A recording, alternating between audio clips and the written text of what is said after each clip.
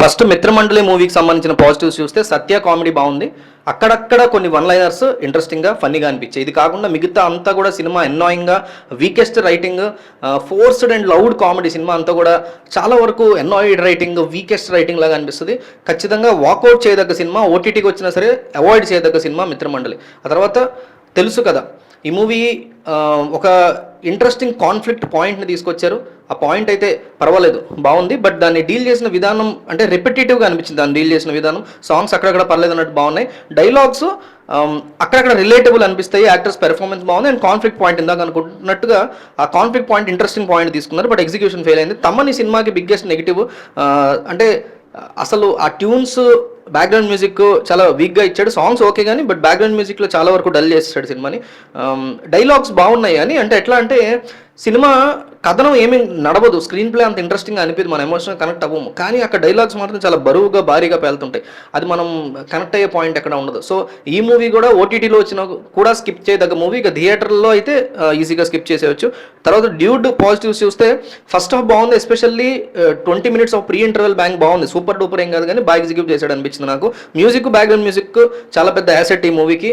Main conflict point చాలా మంచిది, అంటే ఇంట్రెస్టింగ్, కొత్త తరంగా తీసుకున్నాడని చాలా మంది అనుకున్నారు. కానీ మా ఈవీవి సత్యనారాయణ ఎప్పుడో తీశాడు కన్యాదానం అని.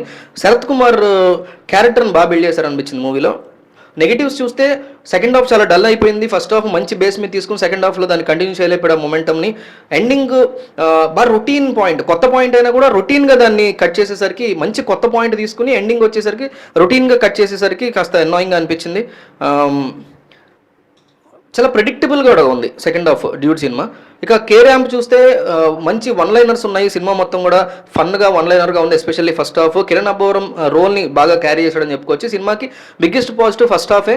సెకండ్ హాఫ్ మాత్రం విపరీతమైన డల్ అయిపోయింది. Dialogues too much of over the board వెళ్ళాయి. కామెడీ కానీ, నరేష్ క్యారెక్టర్ కానీ బాగున్నా కూడా లిమిట్ లేకుండా దాన్ని ఇష్టం వచ్చినట్టు వాడడంతో క్రింజ్ అయిపోయింది, ఓవర్ ద బోర్డ్ వెళ్ళిపోయింది.